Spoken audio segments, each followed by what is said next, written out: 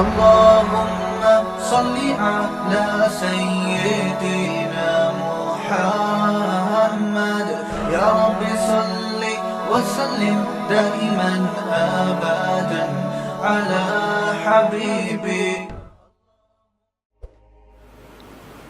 رمضان بالکل سر پر ہے اور گرمی بھی اسی حساب سے شروع ہو گئی ہے. جن لوگوں نے روزے رکھنے ہوتے ہیں ان کی صحت پہ اس سے کوئی فرق نہیں پڑتا کہ سردیوں کے روزے ہوں گے یا گرمیوں کے, وہ تو رکھنے ہی رکھنے ہیں. کچھ لوگ ہوتے ہیں جو کنفیوز ہوتے ہیں کہ یار رکھیں یا نہیں رکھیں, وہ بہت پریشان رہتے ہیں. دو قسم کے لوگ ہیں جو بالکل پریشان نہیں ہوتے, ایک وہ جنہوں نے رکھنے ہی رکھنے ہیں اور ایک وہ جنہوں نے رکھنے ہیں ہی نہیں, چاہے سردیوں کے ہوں یا گرمیوں کے. یہ دونوں بالکل پریشان نہیں ہوتے. جو درمیان والا طبقہ ہے نا, جو سوچتا ہے کہ رکھوں کہ نہیں رکھوں, رکھنے کہ نہیں رکھنے, وہ کیا رہتا ہے, پریشان. حضرت حکیم اختر صاحب رحمہ اللہ تعالی ایک بات فرمایا کرتے تھے کہ پریشانی کو اگر دور کرنا چاہتے ہو تو شان کو پرے کر دو. پریشانی کا مطلب پریشان, شان کو کیا کر دو. شان کا مطلب ہماری بھی کوئی شان ہے, ہماری بھی کوئی سوچ ہے. کوئی سوچ نہیں ہے. اللہ جو کہے گا وہ ہم کریں گے. گرمی ہے, سردی ہے, خزاں ہے, بہار ہے, روزہ تو بہرحال روزہ ہے, وہ تو رکھنا ہے. تو اس سے انسان سکون میں رہتا ہے. ہمیشہ وہ شخص پریشانی والی زندگی گزارتا ہے جو کسی بھی معاملے میں کنفیوز ہوتا ہے. جو غیر مسلم ہے نا, غیر مسلم, اللہ نے ان کی بے سکونی کی قرآن مجید میں جو وجہ بیان کی ہے وہ وجہ یہی ہے کہ وہ ساری زندگی کنفیوز رہتے ہیں. کنفیوز ہونے کی وجہ سے ان کا فیوز اڑ جاتا ہے. تو جو جتنا کنفیوز ہوگا اس کی لائف اتنی ہی ایک مشکلات کا شکار ہوگی. قرآن میں اللہ نے مثال دی ہے غیر مسلم کی, کیونکہ ان کی حالت کیا ہوتی ہے. پہلا تو یہ کہ ان کو یہ پتا نہیں ہے کہ آخرت ہے یا نہیں ہے, سمجھ رہے, یہی نہیں پتا ان کو. یہ دنیا ہی سب کچھ ہے, تو اس دنیا میں اچھا کیا ہے اور برا کیا ہے, یہی ڈیفائن کرتے کرتے اسی کو سمجھتے سمجھتے پوری زندگی لگ جاتی ہے کہ جس کے پاس اسلام نہیں ہے اسے یہی نہیں پتا کہ یہی زندگی اصل ہے یا اس کے بعد بھی کوئی زندگی ہے. یہی اصل ہے تو اس میں اچھا کیا ہے اور برا کیا ہے, وہ ہمیشہ کنفیوز رہتا ہے. کبھی وہ سوچتا ہے کہ اچھا وہ ہے جس کو میرے والدین اچھا کہیں, لیکن اس کی فطرت اس کو قبول نہیں کرتی. بات بات پہ اس کے اپنے پیرنٹ سے بھی جھگڑے ہوتے ہیں.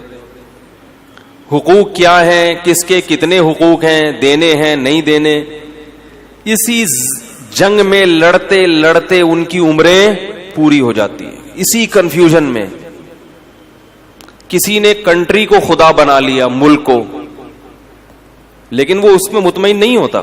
اس سے جب سوالات پوچھے جائیں تو وہ خود پریشان ہوتے ہیں کہ بھئی یہ لکیریں بھی تو انسان کی کھینچی ہوئی ہیں. کسی نے یعنی حقوق کا سمجھ میں نہیں آ رہا اس کو کہ والدین کو رکھنا ہے کہ نہیں رکھنا, ان کے کیا حقوق ہیں. کسی نے دولت کو اپنا خدا بنا لیا. تو ایک چیز پھر یہ جتنے بھی مذہب والے لوگ ہیں نا, آہستہ آہستہ ایک طرف کو یہ جانے لگتے ہیں کہ بھئی اصل ہے پیسہ, کیونکہ اس سے تمام ضرورتیں پوری ہوتی ہیں. جس کے پاس پیسہ ہے اس کی چلتی ہے, جو چاہے گا وہ کر لے گا. لیکن اللہ تعالی نے انسان کی صلاحیتیں محدود رکھی ہیں. پیسے سے ساری چیزیں حاصل نہیں ہوتی. پیسے سے ساری چیزیں حاصل ہوتی تو بہت سے پیسے والے لوگ ان کو مٹھائی سے پرہیز نہ ہوتا. کیا خیال ہے؟ بہت سے پیسے والے لوگ گوشت سے ان کو پرہیز ہوتا ہے. بہت سے پیسے والے لوگ بہت ساری چیزوں سے محروم ہوتے ہیں, نیند کی گولیاں کھانی پڑتی ہیں ان کو. تو اسی کنفیوژن میں نا کہ صحیح کیا ہے غلط کیا ہے, اللہ نے اس کی ایک مثال دی ہے فرمایا کہ کظلمات فی بحر اللجی یغشاہ موج من فوقہ موج من فوقہ سحاب.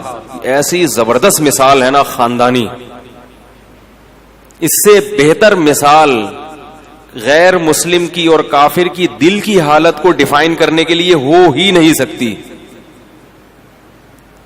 خود یہ قرآن کی بہت بڑی بلاغت ہے.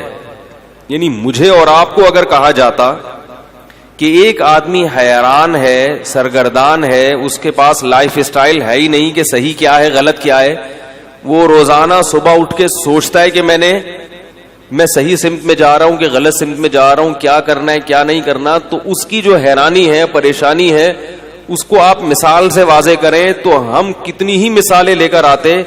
قرآن نے جو مثال پیش کی ہے اس مثال سے بہتر مثال نہیں ملے گی.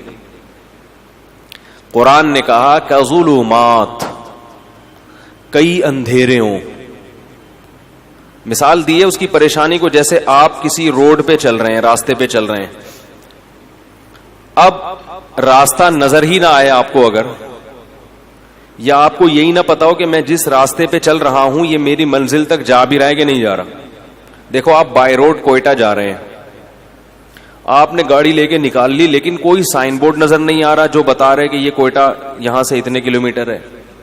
کوئی سائن بورڈ یہ نہیں بتا رہا کہ یہ حیدرآباد جا رہے ہیں. اب آپ چلتے چلے جا رہے ہیں تو ہر لمحہ آپ کی ٹینشن بڑھتی چلی جائے. یار میں دور ہو رہا ہوں یا قریب ہو رہا ہوں, یہ کہیں ایسے ہی تو نہیں قیامت تک چلتا ہی رہوں گا میں.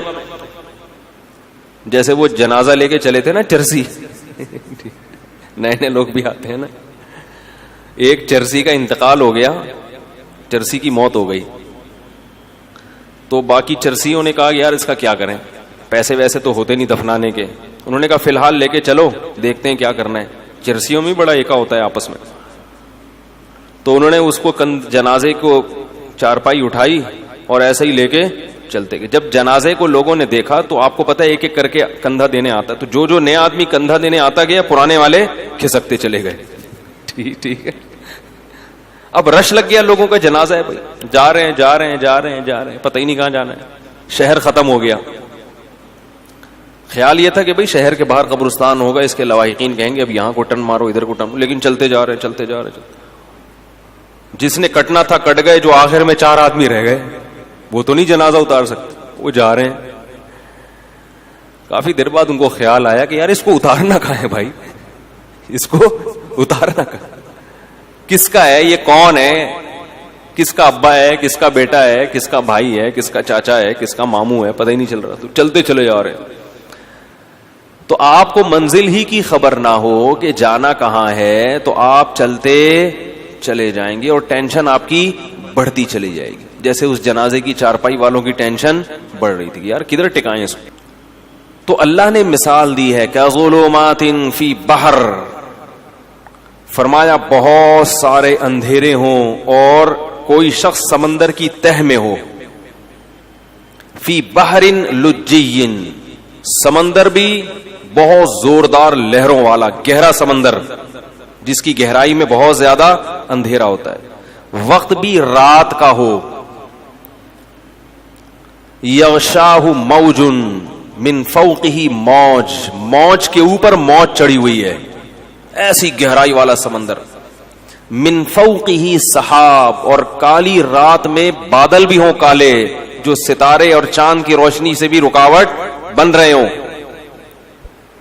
اور اندھیرے کا یہ عالم ہے اذا اخرج یدہ لم یکد یراہا, جب اپنا ہاتھ نکال کے وہ دیکھنا چاہتا ہے تو اس بات کا کوئی امکان ہی نہیں ہے کہ ہاتھ بھی دیکھ سکے. یہ نہیں کہ ہاتھ دیکھ نہیں پا رہا, یہ ممکن ہی نہیں ہے, اس کا بھی تصور نہیں ہے.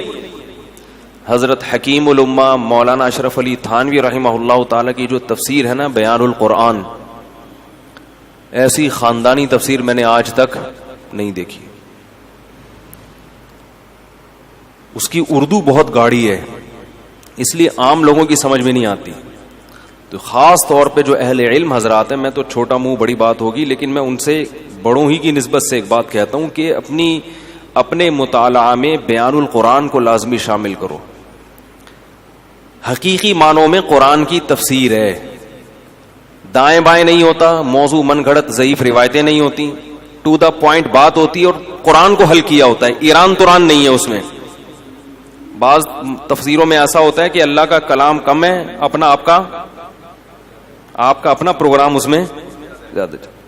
پھر ہر شخص نے تفسیر کو بھی اپنے حساب سے ڈھالنے کی کوشش کی ہے, ہر آدمی نا آیتوں سے اپنے مطلب نکال کے اس کو. تو بیان القرآن ایک ایسی تفسیر ہے اردو میں مگر گاڑی اردو ہے, ٹو دا پوائنٹ بات ہوتی ہے, ایسا خاندانی ترجمہ, ہوائی فائرنگ نہیں ہے اس میں. ترجمہ کیسا خاندانی کہ اگر انہوں نے کہیں ہی کا لفظ بڑھایا ہے تو حاشیہ چڑھایا کہ میں نے اس ترجمے میں ہی کیوں بڑھایا ہے, یہ کس قاعدے سے, عربی کے کس قاعدے سے استدلال کیا ہے, بھی کا لفظ بڑھایا ہے.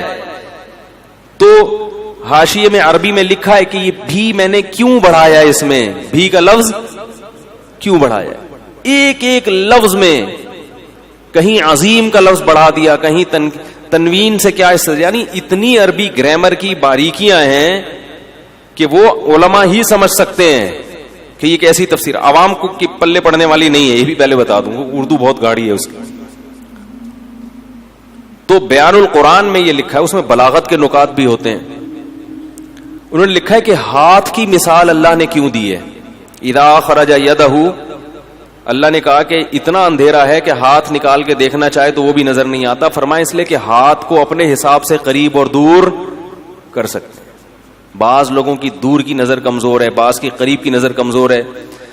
ہاتھ کے علاوہ جو ہے نا, ہاتھ جب آپ ایسے کریں, ایسے کر لو, تھوڑا دور کر لو, یوں آنکھیں پھاڑ کے تھوڑا سا, اور اپنے حساب سے مینج کر سکتے ہو آپ اس کو. اپنا ہاتھ بھی اگر سجائی نہیں دے رہا, کس قدر اندھیرا ہوگا. تو اللہ فرماتے ہیں اس شخص کی مثال ہے کس کی, جس کے پاس ہدایت کی روشنی نہیں ہے. جیسے یہ حیران سرگردان سفر کرے گا, اب اس کو کیا پتا کہ اگلا قدم میں نے کہاں رکھنا ہے, اگلے قدم میں کھائی ہے یا پھول بچھے ہوئے ہیں یا قالین بچھے ہوئے ہیں. ساری زندگی اسی قسم پرسی میں گزارے گا جو شخص, اس کی دل کی حالت کیا ہوگی, دماغ کی حالت کیا ہوگی, کیسی پریشانی ہوگی. یہ دنیا کا عذاب ہے ان لوگوں کے لیے جو شریعت کو فالو نہیں کرتے. ہر شخص کو خوش کرنے کی کوشش میں لگے ہوئے ہیں. داڑھی کیوں نہیں رکھی جاتی, لوگ کیا کہیں گے. تو کیا بغیر داڑھی والوں سے لوگ خوش ہیں بھائی. میں اچھا نہیں لگوں گا, ملا سا لگوں گا, لوگ کیا کہیں گے. تو بھائی لوگوں کا تو میں تو اب تو مجھے تو یوٹیوب پہ سب سے آیا ہوں نا, کوئی صفائی پہ بیان کرو, اس بیان پہ پھر کمنٹس آتے ہیں. ابھی میں نے الہدا انٹرنیشنل پر بیان کیا, میں نے یہ نہیں کہا کہ معاذ اللہ وہ فرحت ہاشمی صاحبہ معاذ اللہ کوئی غلط خاتون ہے یا وہ غلط کام کر رہی ہیں, یعنی جو درس قرآن کے حوالے سے, یا ان کے درس اچھے نہیں ہیں, کچھ بھی نہیں میں نے کہا. ایک اختلافی مسئلہ بیان کیا کہ بھئی ان کے اس مسئلے سے ہمیں کیا ہے اختلاف ہے, تو وہ بھی تو بیان کرتی ہیں نا. بھئی جمہور امت کے خلاف انہوں نے ایک مسئلہ بیان کیا, اس پہ تو کوئی نیگیٹو کمنٹ نہیں کرے گا. ہم نے بتایا کہ بھئی وہی مسئلہ درست ہے جو جمہور امت کا ہے, اس پہ دلائل دے دیے. کوئی طنز نہیں, کوئی کیچڑ نہیں, کوئی کفر کے فتوے نہیں, کوئی گمراہی کے فتوے نہیں. لیکن آپ دیکھو اس پہ کمنٹس. آج میں دیکھ رہا تھا کسی فیس بک پہ, ابے ان لوگ کو تو اپنے بزرگوں کی جو ہے نا وہ غلط باتوں کو سیدھے کرنے سے فرصت ہی نہیں ملتی. بھائی ہم نے بزرگوں کی بات کب کی ہے, اس میں قرآن و سنت کی بات کی ہے.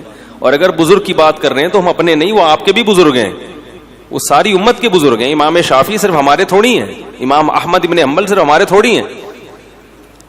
کسی نے یہ بھی کمنٹس کیے کہ امام ابو حنیفہ اگر پوری امت میں اکیلے چل رہے ہوں تو بھی تو آپ جمہور سے ہٹ کے امام حنیفہ کی بات کو مانتے ہو. پہلی بات یہ کہ امام ابو حنیفہ پر آج کے لوگوں کو قیاس نہیں کیا جا سکتا, وہ مجتہد تھے. دوسری بات یہ کہ امام ابو حنیفہ کے بھی بہت سے اقوال ایسے ہیں جن کو حنفیوں نے ترک کیا ہے, جو پوری امت سے الگ تھے. میں ان کی مثال دوں گا تو بات لمبی ہو جائے گی. تو اس لیے وہی بات ہے کہ ایک بات کرو پھر اس پہ کمنٹس, پھر بات کرو, تو کوئی فائدہ نہیں ہے. حضرت مولانا طاہر جمیل صاحب سے ملاقات ہوئی, انہوں نے فرمایا کہ چھوڑ دو پبلک کو اپنے حال پہ, یہ کبھی بھی آپ کو جینے نہیں دیں گے. ان کا کام ہے منفی چیزیں نکال کے بس کچھ نہ کچھ کرتے رہنا. تو یہ کوئی اختلاف کی مسئلہ, اختلاف اور فرقواریت کی بات نہیں ہے کہ ایک عالم اگر اپنی رائے بیان کرے دلائل سے دوسرے کے احترام کے ساتھ, تو اس کا یہ مطلب نہیں ہوتا کہ ہم دوسرے کو غلط سمجھ رہے ہیں یا سارے سلسلے غلط ہیں, بس میں ہی جنت میں جاؤں گا باقی سارے کہاں جائیں گے, جہنم میں. ایسا یہ مقصد نہیں ہوتا. تو خیر، تو اللہ تعالی نے یعنی دنیا میں سزا کیا دی ہے؟ میں یہ عرض کر رہا تھا کہ ہم دنیا کو خوش کرنے کے لیے کام کرتے ہیں مگر دنیا خوش. ایک اور چھوٹی سی بات کر دوں، بات چل پڑی ہے. کسی نے ابھی یہ بھی کہا کہ یہ مفتی طارق صاحب جو ہیں کروڑوں روپے کما رہے ہیں یوٹیوب سے. یہ کیا کر رہے ہیں؟ ایک دھیلا بھی نہیں کما رہا, ایک سکہ رائج الوقت بھی نہیں کما رہا. نہیں آ رہی بات؟ میرا جو اپنا چینل ہے وہ بھی ابھی تک ہم نے رجسٹرڈ نہیں کیا, اور میرے بیانات سے لوگ کروڑوں روپے کما چکے ہیں جن پر میں نے کوئی پابندی نہیں لگائی اور ان سے ایک روپیہ بھی نہیں مانگا. یہ اتنا بڑا ظرف مولویوں ہی کا ہوتا ہے سمجھ رہے ہیں. حالانکہ میں اگر ان سے کہوں کہ آپ 80% مجھے دیں گے, 20% آپ رکھیں گے, تو ان کو ماننا پڑے گا یہ, اور وہ پھر بھی مجبور ہوں گے کیونکہ وہ میرے بیانات سے اتنے پیسے کما رہے ہیں. نہیں آ رہی میرا خیال ہے بات؟ پھر بھی نہیں میں کہتا ان سے, مجھے غیر اخلاقی حرکت لگتی. ٹھیک ہے یار, کمانے دو, بیان تو پھیلا رہے ہیں نا, تبلیغ تو ہو رہی ہے, لیکن اس کے کچھ نقصانات سامنے آئے ہیں. ان نقصانات کو کنٹرول کرنے کے لیے پھر ہم ابھی اس کو اپنے چینل کو رجسٹرڈ کروا رہے ہیں. تو اس پہ بھی چونکہ اس لیے کہہ رہا ہوں کہ جب رجسٹرڈ نہیں ہے تو کروڑوں روپے کے تانے سننے کو مل رہے ہیں. رجسٹرڈ ہوگا تو پھر کیا ہوگا. اور یوٹیوب کے ذریعے اگر کوئی عالم پیسے کماتا ہے تو بالکل حلال ہے, اس میں کوئی پابندی بولو بھائی نہیں ہے. اگر میں بھی کمانا شروع کر دوں تو مجھے بھی اس پہ پھر صفائی پیش کرنے کی ضرورت نہیں رہے گی. جائز ہے بالکل یہ, اس لیے کہ یہ لوگوں سے نہیں کمائے جا رہے ہیں. یعنی یہ جو لوگ چینل کے ذریعے پیسے کما رہے ہیں, مختلف چینلز ہیں, تو لوگ مجھے کہتے ہیں یہ تو آپ کے چینل سے پیسے کما رہے ہیں, ان کو روکو. میں نے کہا پیسے کمانے سے کیوں روکوں میں کسی کو بھائی؟ وہ پبلک سے پیسے کما رہے ہوتے ہیں نا کہ ہم مفتی صاحب کا بیان جب دیں گے آپ کو, جب 50 روپے کا ایک بیان, یہ غلط ہوتا ہے یار, نصیحت کی بات ہے. وہ گوگل سے کما رہے ہیں کیونکہ گوگل بھی فری میں, گوگل خود کما رہا ہے. تو جو آدمی کما رہا ہو نا اس کو نچوڑنا چاہیے, بتا رہا ہوں ٹھیک ٹھیک. گوگل خود بھی تو یہ کام فری میں نہیں کر رہا, وہ آپ کے جو ویورز بڑھتے ہیں اس کو ایڈورٹائز ملتے ہیں, وہ اس سے کما رہا ہے, تو اس کا فرض بنتا ہے کہ وہ آپ کو بھی دیں. تو گوگل سے تو کماؤ بھائی, کیا خیال ہے؟ تو لیکن لوگوں نے الزام ہے کہ کروڑوں روپے کما رہے ہیں, ایک روپیہ بھی نہیں کما رہا. تو لیکن کمانا غلط نہیں ہے, حلال کمائیے, جو چاہے مولانا صاحب کمائیں چاہے عام آدمی کمائے, کوئی حرج نہیں ہے. اور میں بے وقوف ہوں جو میں نہیں کما رہا, حقیقت بتا رہا ہوں. یہ مجھے یہ نہیں, کوئی فخر سے نہیں کہہ رہا کہ بھائی جب تمہیں گوگل پیسے دے رہا ہے, مفتی طارق مسعود صاحب کو دینے کے لیے تیار ہے, تو مفتی صاحب کیوں نہیں لے رہے؟ ٹھیک ہے, اچھا ہے اگر لے لیں, اپنے بچوں کو اور اچھا کھلا دیں تو کیا ہے. لیکن بات یہ کہ ہمارے پاس ٹائم ہی نہیں ہے, فرصت ہی نہیں ہے ان چیزوں کے سوچنے کی کہ بھائی یہ تو اب اتنی جو ہمارا شیڈول ہے وہ لائف کا اتنا ٹف ہے کہ یہ بھی نہیں پتا چلتا کہ ہمارے فائدے کی کیا کیا, دنیاوی فائدے کی کیا کیا چیزیں ہیں جن سے ہم فائدہ. میرے کچھ چھوٹے موٹے بزنس بھی ہیں, ان بزنس کا جو میں نے بیڑا غرق کیا ہوا ہے نا, مجھے کبھی کبھار میں اپنے آپ بولتا ہوں تم مجھے تو تنہائی میں ملو, دھمکی دے. میں بزنس نہیں بتاؤں گا کیونکہ میں یہاں اپنے کاروبار کی پبلسٹی کے لیے نہیں بیٹھا ہوا, لیکن ایسا بیڑا غرق کیا ہوا ہے اس بزنس کا میں نے, کسٹمروں کی ایسی کی تیسی کی ہوئی ہے کہ وہ کہتے ہیں یار یا تو مفتی صاحب یہ کاروبار چھوڑ دو ورنہ ہمیں ذلیل نہ کیا کرو. سمجھ رہے ہیں نا, جو بندوں کے میں نے ذمہ لگایا ہوا وہ بس چھوڑیں, وہ بات سے بات نکل جائے گی. اس لیے کہ ہمارے پاس فرصت, ہمارے حضرت نے نصیحت کی تھی کہ دین کے کام میں جت جانا, اللہ تعالیٰ رزق کی ضرورتیں خود بخود پوری کریں گے. کوئی ایسا کمائی کا ذریعہ ہو نا جس سے آپ کے دینی ایکٹیویٹیز میں کوئی فرق نہ پڑے, وہ تو ٹھیک ہے. کہیں بھی مجھے ٹائم دینا پڑتا ہے نا کسی کاروبار کے لیے, بزنس کے لیے, ٹائم کے علاوہ میرے پاس سب کچھ ہے, ٹائم نہیں دوں گا میں.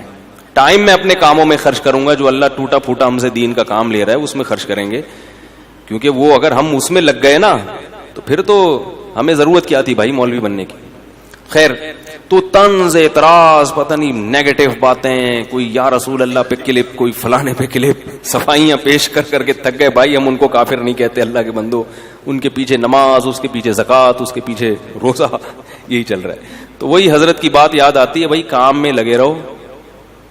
اچھا یہ بھی ہے کہ وہ ابھی میں گیا تو فیصل آباد میں بڑی اسٹائلش ویڈیوز آئی ہیں میری, مفتی صاحب کے یہ اسٹائل ہاتھ کا یہ جا رہا ہے, وہ نا تقریر کرنا, پھر یہ اسٹائل, میں خود دیکھ کے حیران ہو گیا. میں نے کہا کوئی فلم ہے یا کہ مفتی صاحب کا بیان.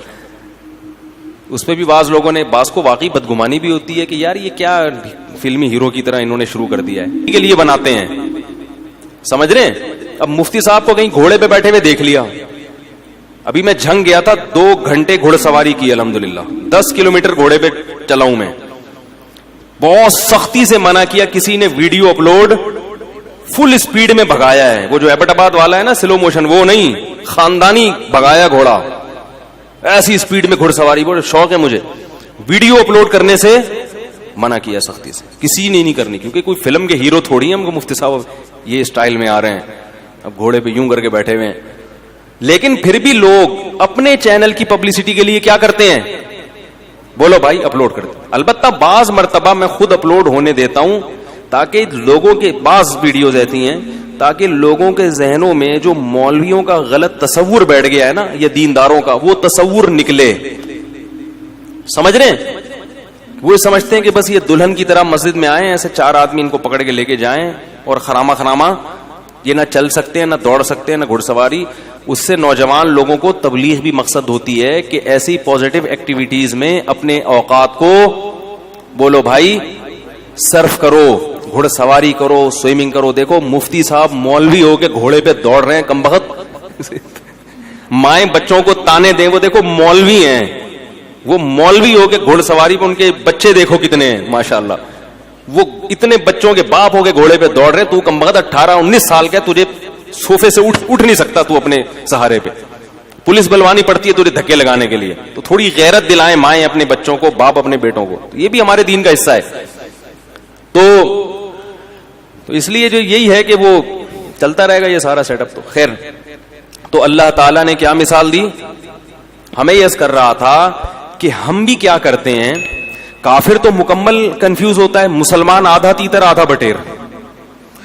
وہ کلمہ تو پڑھ لیتا ہے، جنت جہنم پہ یقین بھی کر لیتا ہے، لیکن آدھی شریعت کو فالو کرتا ہے. وہ اتوار کو بیان سننے آ جائے گا، جمعے کا بیان سن لے گا، لیکن بہت ساری چیزوں میں کیا کرے گا؟ یار نہیں یار یہ بیوی ناراض ہو جائے گی، یار یہ تو ابا، یہ تو دوست بولیں گے یار تم تو پروفیشنل مولوی لگ رہے ہو بالکل ہی، یار تم تو بالکل ہی یار یعنی عجیب سے ہو گئے ہو. اس طرح کی باتیں لوگ کرتے ہیں. تو ایسے لوگ یہ سمجھتے ہیں کہ ہم لوگوں کو خوش کر کے سکون کی زندگی گزاریں گے، حالانکہ وہ سکون کی زندگی نہیں گزار سکتے. کیوں؟ قرآن نے اس کو بڑا اچھی مثال سے سمجھایا ہے. فرمایا ضرب اللہ مثلا رجلا فیہ شرکاء متشاکسون ومثلا ورجلا سلما لرجل. فرمایا بتاؤ ایک آدمی ایسا ہے جس کے کئی آقا ہوں، کئی محبوب ہوں، اور وہ کئی محبوب بھی ایسے ہیں جن کے مزاجوں میں آپس میں بڑا اختلاف ہو. کئی محبوب ایسے ہیں جن کے مزاجوں میں آپس میں،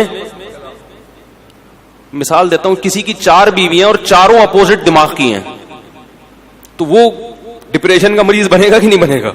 چاروں کو خوش رکھنا اس کے لیے ممکن ہوگا ہی نہیں. چاروں کا مزاج بالکل الگ، چاروں پھڈے باز.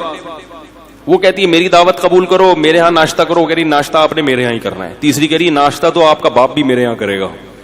چوتھی کہہ رہی ہے ناشتہ روزانہ کس کے گھر ہوگا؟ میرے گھر.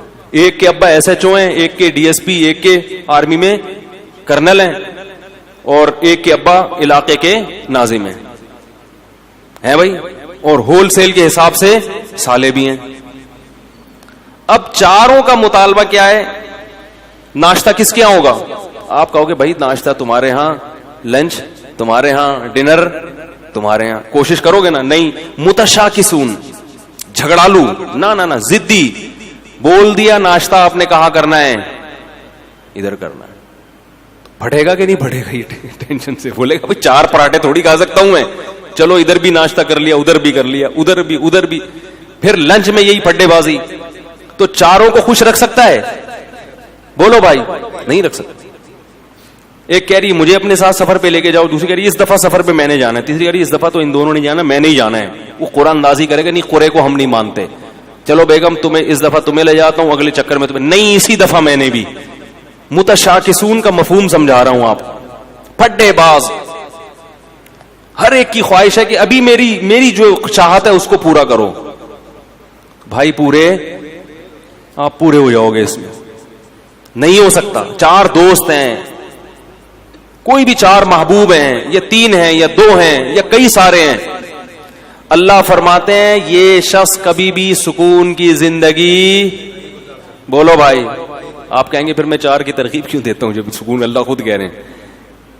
بھائی وہ اس لیے کہ ایسا ہوتا نہیں ہے کہ چاروں ایک کا ناشتہ کر لو، ایک کے لنچ کر لو، ایک کے ڈنر کر لو، اگلے دن پھر ناشتہ یہاں کر لو. تو باریاں شریعت نے اسی پھڈے سے بچنے کے لیے، پھر بھی نہیں ہے تو پھر جاؤ ڈاکٹر کو دکھاؤ. ایسا بھی ہوتا ہے بعض دفعہ. ہم کب کہتے ہیں کہ لڈو کھانے کی نیت سے کرو؟ ہم تو کہتے ہیں بھائی جہاد ہے، پٹو گے. ٹھیک ہے، یہ تو ہم پہلے کہتے ہیں. ثواب ملے گا مگر پٹنے کا الگ ملے گا اور شادی کا الگ سے ملے گا. تو ضرورت ہے معاشرے کی. تو اللہ تعالیٰ فرماتے ہیں کہ ایک آدمی ہے ایسے ہیں جس کے محبوب ہیں، جس کے کئی خدا ہیں. ایک خدا کو خوش کرتے ہو، دوسرا خدا ناراض ہو جاتا ہے. دوسرا وہ ہے سلام الرجل، جس کا صرف ایک آقا ہے، اس کو پتا ہے صرف میں نے اس کو خوش کرنا ہے، اس کی چاہتوں کو پورا کرنا ہے. فرمایا بتاؤ هل يستويان مثلا، کیا سکون اور اطمینان میں دونوں برابر ہو سکتے ہیں؟ آج مسئلہ یہ ہے کہ ہم نے ایک اللہ کو محبوب حقیقی بنایا ہی نہیں ہے. جمعے کی نماز پڑھ لیتے ہیں اللہ کو خوش کرنے کے لیے، ایک آدھ روزہ بھی رکھ لیتے ہیں اللہ کو خوش کرنے کے لیے، عید پہ نہا بھی لیتے ہیں اللہ کو خوش کرنے کے لیے. لیکن بہت سارے کام ہیں جن سے اللہ ناراض ہو رہا ہے مگر بیوی بچے خوش ہو رہے ہیں، وہ بھی چلے گا ساتھ میں. جہیز بھی لے رہے ہیں، نفس خوش ہو رہا ہے اس سے، سود بھی کھا رہے ہیں، بینک کی جاب بھی کر رہے ہیں. رمضان میں جس دن دیکھا کہ یار ذرا آج بڑا مشکل لگے گا، آفس میں دل نہیں لگے گا اگر میں نے کچھ کھایا پیا نہیں، تو روزہ گول. ایک صاحب کا میرے پاس فون آیا کہ حضرت میں وہ 11 بجے آفس آیا ہوں، میں نے سوچا تھا کہ اگر گرمی سخت ہوئی تو چھوڑ دوں گا، گرمی کم ہوئی تو رکھ لوں گا، تو 11 بجے میں نیت کر سکتا ہوں، آج موسم اچھا ہے. میں نے کہا یار تم عجیب آدمی ہو، رکھنا ہے بھائی، یہ تو رکھنا ہی رکھنا ہے.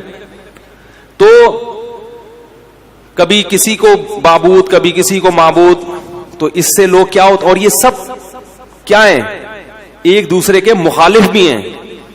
ساری مخلوق کو، سارے انسانوں کو آپ کبھی بھی خوش، سارے رشتہ داروں کو خوش نہیں کر سکتے. اماں کو خوش کرو تو بیوی ناراض، بیوی کو خوش کرو تو اماں ناراض، بہنوں کو خوش کرو تو بیگم ناراض. عجیب سا حساب چل رہا ہے. تو کہیں بھی نہیں ہو سکتا. اس لیے ایک قانون بنا دو بھائی، ہمارا رب کون ہے؟ اللہ ہے، سب سے پہلے وہ ہے، باقی سب اس کے بعد. ناراض ہوتے ہو تو ہوتے رہو، تم نے بھی مر کے مٹی ہو جانا ہے، ہم نے بھی مر کے مٹی. عزت کرو گے تو اچھی بات ہے، نہیں کرتے تم نے بھی مٹی. جنہوں نے عزت کی ہے فرعون کی ہے بھائی، وہ فرعون بھی گیا اور وہ عزت کرنے والے بھی گئے. فرعون غرق نہ بھی ہوتا تو بھی اب تک تو ویسے ہی مر چکا ہوتا. تو وہ رنگ رلیوں پہ زمانے کی نہ جانا اے دل، یہ خزاں ہے جو انداز بہار آئی ہے. جتنی مردی عزت ہو، شہرت ہو، مٹی میں دفن کرنے کے بعد نا 2-4 دن کے بعد کوئی بھی یاد نہیں کرتا. ایسی دنیا کی حقیقت ہے. شہرت سے تو کبھی بھی متاثر نہیں ہونا چاہیے، اپنی بھی یا کسی اور کی بھی. بڑے بڑی لوگ آئے ہیں دنیا میں، بڑی بڑی شہرتیں حاصل ہوئی ہیں، غائب مرے تو 2-4 دن لوگ روئے ہائے ہوئے کیا ختم کہانی. تو اس لیے سب سے زیادہ مزے کی زندگی میں وہ ہے جس نے ایک اللہ کو اپنا رب بنا لی. وہ کہہ دے کر لو، کوئی روک نہیں سکتا اس کام سے. وہ کہے نہیں کرو، کوئی کروا کے نہیں. کسی میں دم ہے تو کروا کے دکھائے.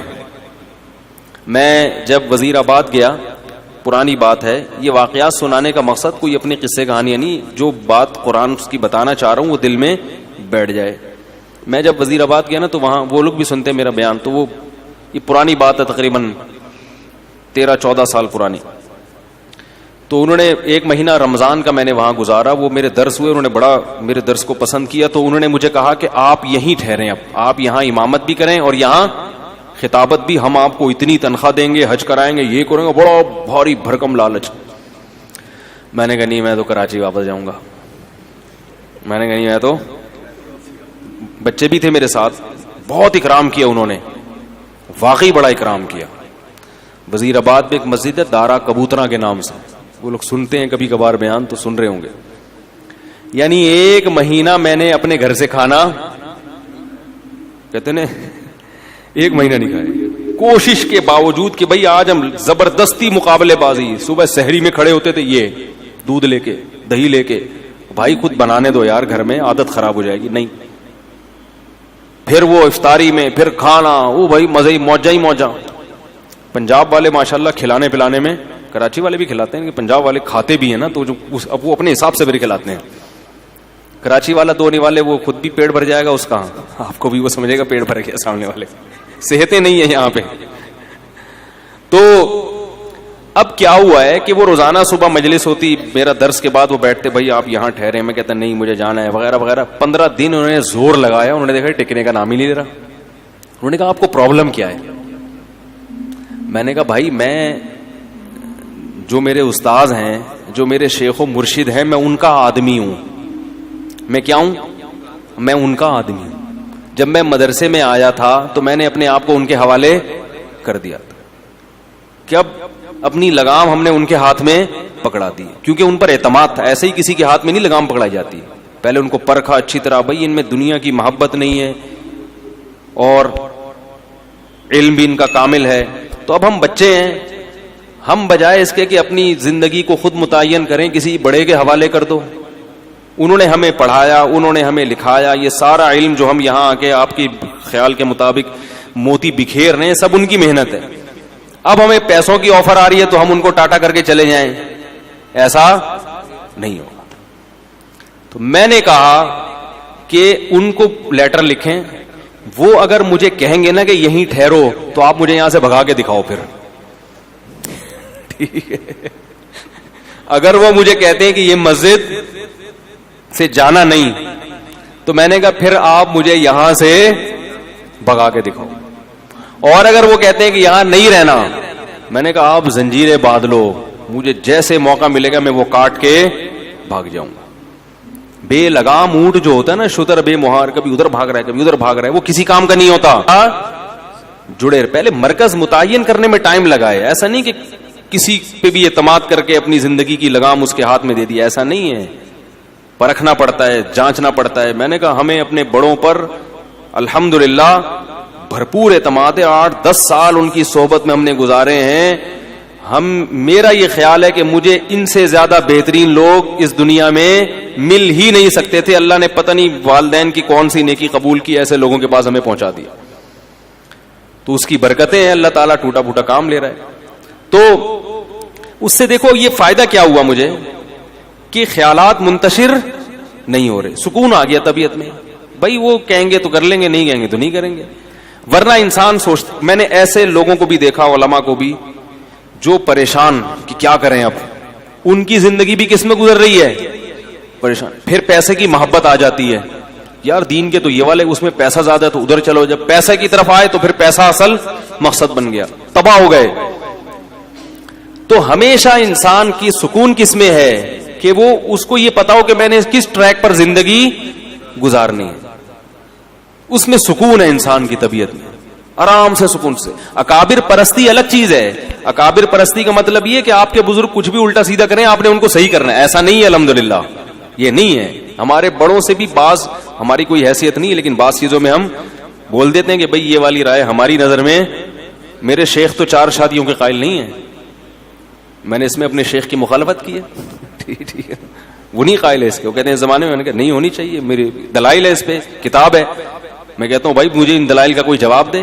شیخ کے بارے میں یہ تصور کہ بھائی وہ دوسرے کاموں میں مشغول ہیں، دین کے کاموں میں، ان کو اس ٹاپک پر سوچنے کا موقع، اگر وہ سوچتے تو وہ بھی یہی کہتے جو میں کہہ رہا ہوں. نہیں موقع ملا تو چھوڑو ان کو اپنے حال پہ، آپ اپنا چلو.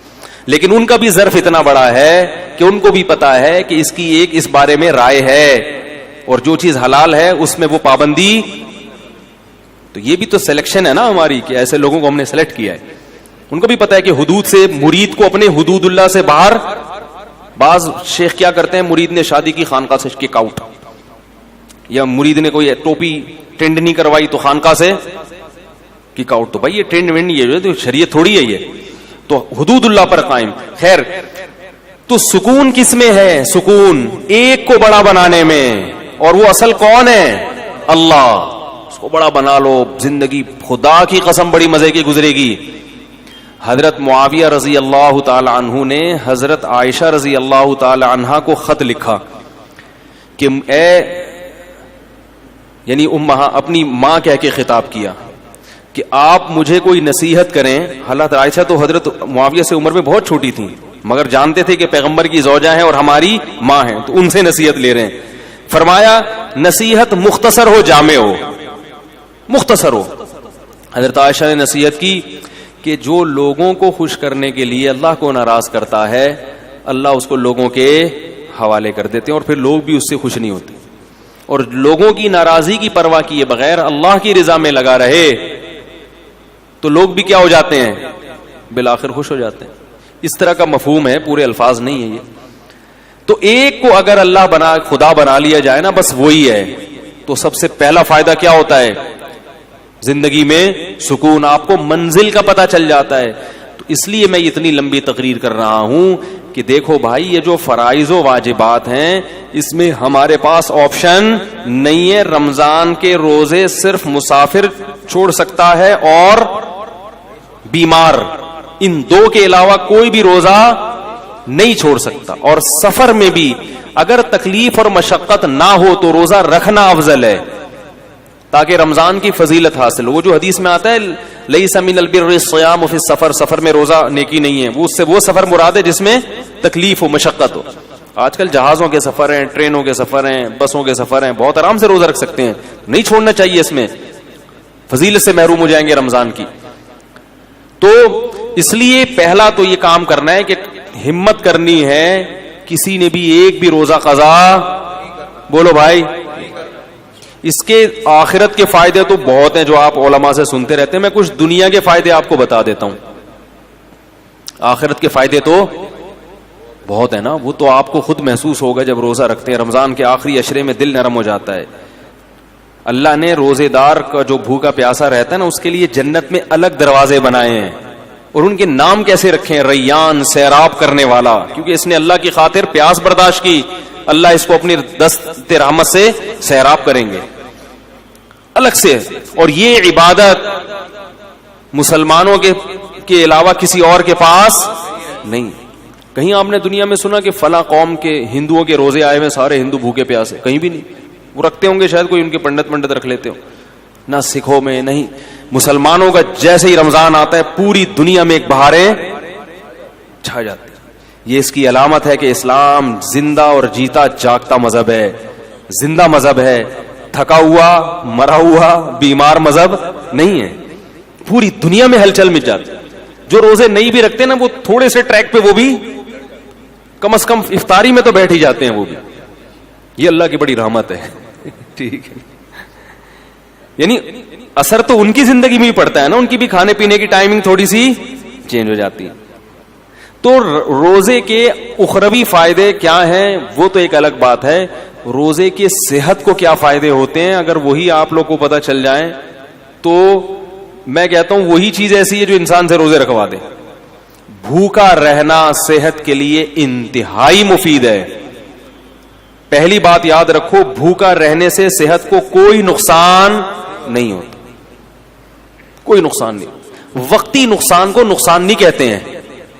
دیکھو جب آپ ایکسرسائز کرتے ہو, صبح صبح اٹھ کے جاگنگ کرتے ہو, وقتی نقصان تو اس میں بھی آپ کی انرجی یوٹیلائز ہو گئی, آپ تھک گئے, پسینہ نکلا, تھکاوٹ, سانس پھول گیا, تھوڑی دیر تک آپ سے ہلا بھی نہیں جائے گا. یہ نقصان نہیں ہے. کیوں؟ یہ وقتی نقصان ہے جو آپ کو آگے بڑے بڑے نقصانات سے بچا رہا ہے. ہوتا ہے کہ نہیں ہوتا؟ تبھی ڈاکٹر کہتے ہیں ایکسرسائز کرو, یہ کرو, وہ کرو, ہلو جلو. آپ کو یار میں نیچے پڑا ہوا ہوں تو میری انرجی کیا ہو رہی ہے, اسٹور ہو رہی ہے. ٹھیک ہے, کیا کرنا ہے اسٹور کر کے؟ بھائی انرجی کو یوٹیلائز کرو. تو ہماری انرجی یوٹیلائز ہونے کے بہت سارے طریقے ہیں, انرجی سرو ہونے کے بہت سارے, وہ سارے طریقے صحت کے لیے ضروری ہیں. مثلا انرجی کو سرو کرنے کا دیکھو, اس کی میں مثال دیتا ہوں. دریا میں پرانا پانی نکلتا ہے تو نیا پانی, بول لو یار, آئے گا نا. اگر دریا میں پانی کھڑا رہے کہ پانی اسٹور ہے, دریا طاقتور ہو, نہیں ہوگا, سڑ جائے گا, کیڑے پڑ جائیں گے. پانی نکلے گا, پرانا پانی کنویں سے پرانا نکلے گا تو نیا پانی آئے گا. کنواں بھرا رہے گا. کنواں خالی جب ہوگا جب پرانا نکل رہا ہے اور نئے پانی کی جگہ نہیں ہے, یہ پیچھے نیا پانی ختم ہو گیا ہے. تو ہماری جو انرجی ہے نا یہ دریا کے پانی کی طرح ہے, یہ سرو ہوتی رہے گی, یوٹیلائز ہوتی رہے گی, اور نئی نئی خوراک جسم میں جاتی رہے گی تو یہ دریا کی طرح ہمارا بلڈ کیا کرے گا, سرکولیٹ کرتا رہے گا اور تازہ ہوتا رہے گا. تو میرا ایک بیان تھا نا کہ جو خواتین نسل روکتی ہیں ان کی صحت خراب ہو جاتی ہے, اس میں بھی میں نے یہ بات سمجھائی ہے کہ نسل جب بڑھتی ہے اور خوراک صحیح ملتی رہے عورت کو تو وہ بلڈ جو ہے نا نیا تازہ بنتا ہے, دوبارہ سے وہ فریش ہو جاتی ہے اور ان کی صحت زیادہ اچھی ہوتی ہے بنسبت ان خواتین کی جو بچوں کی پیدائش کو روک لیتی ہیں, وہ جلدی بوڑھی ہو جاتی ہیں. لیکن یہ ضروری ہے کہ خوراک پراپر ملتی رہے, اس لیے کہ آپ کنویں سے پانی تو کھینچ کے نکال رہے ہیں, نیا پانی زمین میں ہے ہی نہیں, پھر تو وہ ختم ہو جائے گا. ورزش کرنے والا آدمی کھاتا ہے نہیں اور ورزش کرتا رہتا ہے, وہ تو سوکھ کے, یا کسی خاتون کے بچوں کی ولادت تو ہو رہی ہے مگر پراپر خوراک نہیں مل رہی, مل بھی رہی ہے تو غلط ناقص خوراک مل رہی ہے. اس کو کھجور اور دودھ, جو ایک میں اکثر مثال دیتا ہوں, بتاتا رہتا ہوں, بھائی کھجور اور دودھ جو ہے نا یہ اپنی خوراک کا حصہ بنا لیں, بچوں کا بھی خواتین کا بھی, خاص طور پہ جو خواتین بچوں کو فیڈ کرا رہی ہیں یا جو پریگنینسی ہے جن کو, کھجور اور دودھ اس قسم کی چیزیں کھانی چاہیے. نبی صلی اللہ علیہ وسلم نے کھجور کو پاکیزہ پھل قرار دیا ہے. پاکیزہ کا مطلب کیا ہے, یہ بادی نہیں ہے, اس سے خراب خون پیدا نہیں ہوتا, اچھا صالح خون پیدا ہوتا ہے, اس سے پیغمبروں کی خوراک ہے. تو اب میں یہ عرض کر رہا تھا کہ ہماری انرجی جو سرو ہوتی ہے اس کے بہت سارے اللہ نے طریقے رکھے جو سارے ضروری ہیں. ایک طریقہ یہ کہ آپ ورزش کریں, اس سے انرجی. ایک طریقہ یہ جسم سے پسینہ نکلے. ایک طریقہ یہ ہے کہ آپ جو ہے عورت کے لیے جیسے بچے کو فیڈ کرائے, اس سے بھی انرجی سرو ہوتی ہے. اس کی نکاح کے بعد انسان کی انرجی زیادہ خرچ ہوتی ہے. تو یہ سارے طریقے, اس طرح ہجامہ جو کرایا جاتا ہے, خون نکالا جاتا ہے, اس سے بھی آپ کی صحت. بھائی آپ ویسے کسی کو خون دیں, سب ڈاکٹر کہتے ہیں خون دینے سے صحت خراب نہیں ہوتی, بلکہ میں ایسے لوگوں کو جانتا ہوں ہر 6 مہینے میں خون دے رہے ہیں اور 10 سال سے ان کو کوئی بیماری نہیں ہوئی ہے. ہر 6 مہینے میں خون دے دیتے ہیں, کیونکہ پرانا خون نکلتا ہے, نیا بنتا ہے, تو بیماریوں کو ڈیرا جمانے کا موقع ملتا ہی نہیں ہے. اسی طرح یاد رکھیں کہ کچھ وقت کے لیے سپلائی کو روک لینا, خوراک کی سپلائی کو روک لینا, تاکہ میدا جو ہے نا, میدا اور ہماری باڈی, وہ جتنے ہمارے جسم میں فاسد مادے ہیں ان کو استعمال کر کے کام میں لے آئے, کچرا جل جائے, سمجھ آئی, تاکہ بیماری کے جتنے امکانات تھے وہ سارے امکانات کیا ہو جائیں, ختم ہو جائیں. تو یہ بھی ہماری صحت کے لیے اتنا ہی ضروری جتنا ایکسرسائز کرنا ضروری ہے. کیسے سمجھائیں یار, ہے نا کئی ہفتوں. تو کیا ہوتا ہے, ہم جب کھا رہے ہیں, پراٹھے بھی کھا رہے ہیں اور پتہ نہیں کیا کیا کھا رہے ہیں, جائیدادیں بھی کھا رہے ہیں, بہن کی وراثت بھی کھا رہے ہیں, بیوی کا مہر بھی کھا لیا, رشوت بھی کھا لی, اور کیا کیا کھا لیا. اب وہ تمام چیزیں ہماری ایکسرسائز سے یوٹیلائز نہیں ہوتی. یہ غلط فہمی ہے, ایکسرسائز ہر چیز کا آخری حل نہیں ہے, پھر بھی وہ کہیں نہ کہیں کونے کھانچوں میں رہ جاتے ہیں. اب میں دیکھو میڈیکل سائنس کی زبان نہیں استعمال کروں گا کیونکہ میں ڈاکٹر نہیں ہوں. بعض لوگ کہتے ہیں ڈاکٹروں کی جگہ آ کے نا بڑے فنٹر گیری کر رہے ہیں, ان کو کیا پتا. تو میں تو اپنی زبان میں آپ کو سمجھاؤں گا نا, یا جو بالکل سادہ زبان میں, کیونکہ میں ڈاکٹر تھوڑی ہوں. لیکن یہ صحت کے بنیادی اصول ہیں اور یہ ڈاکٹر بھی کہتے ہیں. آپ سرچ کرو, آپ کو پتا چلے گا.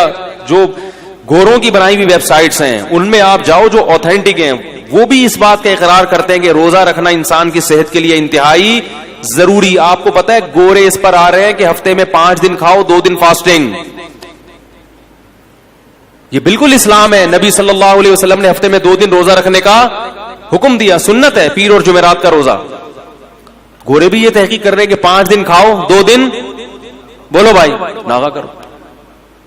تو ہوتا کیا ہے کہ جب ہم بھوکے رہتے ہیں, وقتی طور پہ کمزوری ہوتی ہے, روزے میں ظاہر ہے کمزوری ہوتی ہے, ایسے فریش نہیں ہو. اثر کے بعد تو ایسے مرجے سے میں دیکھتا ہوں اثر کی نماز میں, جو وہاں بیٹھا ہوا ہے تو ادھر بیٹھا ہوا ہے, کوئی کسی پہ اعتراض نہیں کر رہا. اور بعض دفعہ اس میں یہ بھی ہوتا ہے کہ چونکہ بھوک پیاس ہوتی ہے, کمزوری, تو کمزوری میں انسان کو غصہ زیادہ آتا ہے. تھوڑا سا چھیڑ دو تو ایسا چھڑے گا پھر وہ کھڑی سنائے گا. دیکھیں دودھ کی دکانوں پہ, پکوڑوں کی دکانوں پہ افطاری کے وقت میں بڑے پڈے ہو رہے ہوتے ہیں. تو ہوتا کیا ہے, وقتی نقصان ہوتا ہے کہ کمزوری ہوتی ہے جسم میں, لیکن ہماری باڈی وہ سارے غلیظ مادے آہستہ آہستہ کھانا شروع کر دیتی, نتھر جاتا ہے جسم. 1 مہینے تک یہ پروسیس جب ہوتا ہے, اس کا سب سے بڑا فائدہ کیا ہوتا ہے, آپ کینسر کی بیماری کو کئی کلومیٹر دور دھکیل دیتے ہیں. کینسر ہے کیا, یہ جو فاضل مادے ہیں نا جسم میں، جو ہماری سیلز کی جو نیچرل ٹوٹ پھوٹ نہیں ہوتی، پھر یہ کہیں سے ادھر سے پھوڑا بن کے نکلا. تو اس کو میں دیسی زبان میں کہوں گا، یہ جو پراٹھے ہیں نا جو ضرورت سے زیادہ کھا رہے ہو، یہ پھوڑے بن کے نکلنا شروع ہو جاتے ہیں. وہ جو ہمارے خلیے ہیں، جو سیلز ہیں، ان کی ٹوٹ پھوٹ غلط طرح سے ٹوٹ پھوٹ ہونے لگتی ہے. بچوں میں کینسر کے امکان کم کیوں ہوتا ہے؟ ان کی گروتھ ہو رہی ہے. وہ جو کھا رہے ہیں، جب آپ کی ایک عمر تک آپ پہنچ گئے، آپ کی گروتھ رک گئی. اب آپ جو اضافی کھاؤ گے وہ بیماری کی شکل میں ظاہر ہوگا. تو روزہ رکھنا یہ کینسر کو، بولو بھائی، دور کر دے. بلکہ بعض حکیموں کی مستند ذرائع سے ہمیں اطلاع ملی ہے کہ انہوں نے کینسر کا جو علاج کرایا ہے وہ مریض کو بھوکا رکھ کے کرایا. ایسے بھی کینسر کے مریض لا علاج مرض، جن کو بڑے بڑے ہسپتالوں نے کہہ دیا کہ یہ ٹھیک نہیں ہو سکتے، ان کو حکیم قبلہ حکیم نے کیا کیا؟ کھانا پینا چھوڑ دو اس کا. او ایسا بیچارہ سوکھ کے ہڈیوں کا ڈھانچہ، جب دیکھتے نا کہ مر رہا ہے تو 2 قطرے ٹپکا دیے گلوکوز کے، بس مرے نہیں. اس سے کیا فائدہ ہوا ہے کہ وہ جو کینسر کے جراثیم تھے نا، وہ بھی آہستہ آہستہ، بھائی ان کو بھی تو یہ پراٹھوں سے ہی وہ بھی تو یہی برگر پیزا جا رہا ہے نا، وہ بھی تو یہی کھاتے ہیں، ان کو بھی خوراک، بولو بھائی، نہیں ملی. وہ بھی کمزور ہو کے مر گئے. اور جب دیکھا ہے کہ قبلہ حکیم نے کہ یہ بالکل مر گئے ہیں، اب اس کو کھلانا شروع کر دیا. یہ علاج ہوا کرتا تھا پہلے زمانے میں کینسر کا، لیکن یہ بڑا خطرناک ہے. اس میں حضرت جی بھی ٹہل سکتے ہیں جراثیم کے ساتھ. خود یہ جو اتنا بڑا جرثوم ہے یہ بھی چلا گیا دنیا سے. لیکن اس طرح کئی لوگوں کا علاج ہوا ہے. تو اس اسٹیج پہ پہنچنے سے پہلے اگر انسان اپنے آپ کو بھوکا رکھنے کا عادی بنا لے تو اچھا نہیں ہے؟ کیا خیال ہے؟ تو یہ بہت مفید ہے صحت کے لیے. اور گرمیوں کے روزے زیادہ مفید ہیں کیونکہ اس میں پسینہ نکلتا ہے، پیاس کی شدت بڑھتی ہے. اس میں وہ روزے کے مقاصد جلدی حاصل ہوتے ہیں بنسبت سردیوں کے. یہ آپ کو جسمانی فائدہ ہوتا ہے. ایک جسمانی فائدہ آپ کو کیا ہوتا ہے؟ ایک اور، آپ میں قوت برداشت بڑھتی ہے. جو کھانے پینے والا آدمی ہے نا، ہر وقت اس کو کچھ نہ کچھ چاہیے، ورنہ اس کا دل نہیں لگتا. جب آپ کئی گھنٹوں بھوکے رہتے ہیں تو آپ بھوکے رہ کے بھی کام کرنے کے عادی ہو جاتے ہیں. اس کا فائدہ کیا ہوگا کہ آپ اس عادت کو مینٹین رکھ سکتے ہیں پھر پورے سال، کہ یار میں رمضان میں اتنا تھوڑا کھا کے اتنا اچھا چلا ہوں، تو اب میں دوپہر کھانا تھوڑا کھا کے کیوں نہیں چل سکتا. تو پورے سال پھر آپ کم کھانے پہ گزارا کر سکتے ہیں. اور اگر کم کھانے پہ آ گئے تو بیماریاں ویسے ہی، سارے مسائل ہی زیادہ. کینسر کے ایک بہت بڑے اسپیشلسٹ آئے تھے میرے پاس، الحمدللہ ہر قسم کا طبقہ ہوتا ہے، شاید بیان بھی سن رہے ہو. وہ یو کے میں جو اسپیشلسٹ ڈاکٹر ہیں نا، ان کو پڑھاتے ہیں. وہ اس سے اندازہ لگائیں کہ وہ کتنے بڑے ڈاکٹر ہوں گے. تو وہ ملاقات کے لیے آئے کہ میں تو وہ آئے تھے مجھ سے کچھ پوچھنے کے لیے. ہم نے کہا جب اتنے میں ڈاکٹر ہیں تو بجائے ہم سے پوچھیں ہم ہی پوچھنا شروع کر دیں. انہوں نے سوچا ہوگا تو لینے کے دینے پڑ گئے. تو میں نے ان سے ویسے ہی کچھ نالج حاصل کی. میں نے کہا یہ کینسر کی بیماری کی بنیادی وجوہات کیا ہوتی ہیں. کچھ نالج میرے پاس تھی جو میں شیئر کرنا چاہ رہا تھا ان سے. تو انہوں نے بھی وہی بات کی جو عام طور پہ سب کہتے ہیں کہ سب سے بڑی وجہ کینسر کی موٹاپا ہے. موٹاپے کا مطلب کیا؟ آپ اپنی ضرورت سے زیادہ کھا رہے ہو. اس زمانے میں ہر آدمی اپنی ضرورت سے زیادہ کھاتا ہے. ہماری ضرورت رمضان میں پتہ چل جاتا ہے ہمیں کتنی. کئی بار میں نے خود نوٹ کیا کہ بسا اوقات سحری کا ٹائم کم ہوتا ہے، 2-4 کھجورے کھا کے پانی پیتا ہے انسان اور پورا دن چلتا ہے بڑے آرام سے. اور پھر جب افطاری میں بیٹھتے ہیں 2 پکوڑے پیٹ میں جاتے ہیں. میں نے ان ڈاکٹر سے پہلے کہتے پکوڑے پہ پابندی نہیں لگائیں. پہلے میں پکوڑے کے خلاف میں کوئی تقریر، ہاں اتنا بھی نہیں ہے نا صحت بنانے کے چکر میں آدمی بالکل دلیے پہ آ جائے، کھچڑی پہ آ جائے. یہ بھی غلط ہے یار. کیا کرنا ہے اسی صحت کا بھائی. وہ چائنیز گرم پانی پی کے رہتے ہیں نا زندہ، لمبی عمریں ہوتی ہیں. میں نے کہا ٹھنڈا پانی پی کے مر جاؤ، یہ بہتر ہے گرم پانی پی کے. گرمیوں میں بھی گرم پانی پی رہے ہیں پاگل لوگ. کیا کرنا ہے ایسے؟ اتنی بھی ہمیں زندگی سے محبت نہیں ہے بھائی. تمیز سے زندہ رہنا ہے جتنا تمیز سے رہ سکتے ہیں، ٹھیک ہے نا. وہ ہمارے حضرت پر جب کچھ جو ہے نا، کچھ حضرت نے فتوے بڑے ایسے دیے ہوئے تھے، تو کچھ اس زمانے میں علماء کا قتل بہت ہو رہا تھا، تو حضرت نے گارڈ رکھ لیے. تو وہ اتنا سخت سیکیورٹی کا نظام تھا کہ 24 گھنٹے گارڈ. حضرت نے فرمایا بھائی اس سے تو میں ویسے ہی مر جاتا بہتر. تو اتنے گارڈ مجھے نہیں چاہیے. تھوڑا دماغ ریلیکس ہو. ایسی زندگی کا کرنا کیا ہے جس میں 24 گھنٹے 6 آدمی ہر وقت سر پہ مسلط رہیں.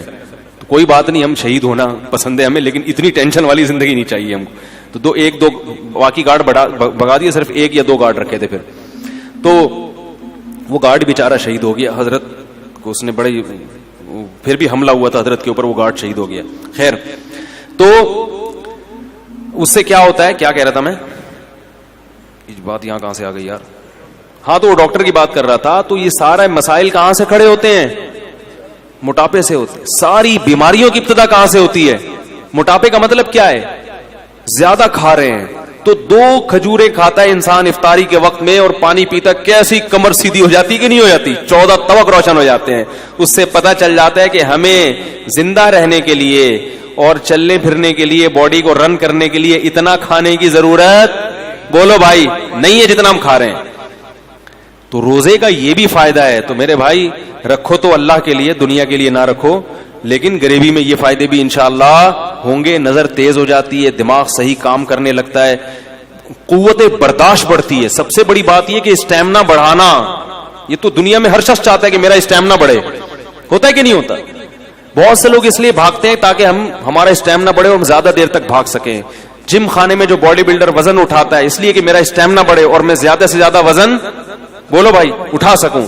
تو اسی طرح یہ بھی تو اسٹیمنا ہے کہ زیادہ سے زیادہ بھوکا رہ سکیں. اور یاد رکھو, اللہ نے ہماری باڈی کو ایسا بنایا ہے کہ جس چیز کی عادت ڈالو باڈی اس کے لیے تیار ہو جاتی ہے. کم کھانے کی عادت ڈالو گے نا, باڈی اسی حساب سے اپنے آپ کو سیٹ کر لے گی. ٹھیک ہے, اب اسی پہ آ گیا ہوں میں. جیسے گیس پہ گاڑی لے آؤ نا, ایک دفعہ گاڑی گیس پہ سیٹ ہو جاتی ہے, پیٹرول پہ جھٹکے لیتی ہے پھر وہ. ٹھیک ہے, پیٹرول پہ سیٹ ہے تو گیس پہ لانے میں تو بالکل باڈی کا ایسا ہی ہے کہ باڈی کو پراٹھوں پہ سیٹ کر لو تو پراٹھے پہ سیٹ ہو جائے گی وہ, کافی چائے پہ سیٹ کر لو تو بوتلوں پہ کر لو, برگر پہ کر لو تو برگر پہ. اور اگر ان فضول چیزوں سے بچ کے کم کھانے پہ, اچھی خوراک پہ سیٹ کر لو گے تو باڈی اسی حساب سے اپنے آپ کو سیٹ کر لے گی. یہاں تک کہ آپ دیکھیں صحرائی علاقوں میں بہت کم پانی ہوتا ہے, اللہ اس کم پانی ہی میں ان کی باڈی کی تمام ضرورتیں پوری کر دیتے ہیں. آپ کو عجیب بات بتاؤں میں کہ جو چشموں میں رہنے والے لوگ ہیں, جہاں نہریں دریا ہیں, ان کی باڈی کو پانی کی ضرورت زیادہ ہوتی ہے, صحرائی آدمی کو پانی کی ضرورت کم ہوتی ہے, کیونکہ صحرا کے حساب سے اس کی باڈی ڈھل چکی ہوتی ہے. صحرائی پرندوں کو پانی کم چاہیے اور چشموں دریاؤں میں رہنے والے پرندوں کو پانی, اللہ نے ایسا فلیکسیبلٹی رکھی ہے نا انسان کے جسم میں, وہ اسی حساب. تو روزے میں ہم اسی حساب سے چلیں گے, باڈی اسی حساب سے اپنے آپ کو سیٹ کر لے گی, بشرطے کہ عید پہ آ کے اس کو بیڑا غرق نہ کریں. سمجھ آ رہی ہے بات؟ تو اس لیے یہ ساری بات اس طرف چلی گئی صحت پر. تو بھائی دل جمی کے ساتھ روزے رکھیں اور تراویح کی نماز بھی تسلی کے ساتھ پڑھیں.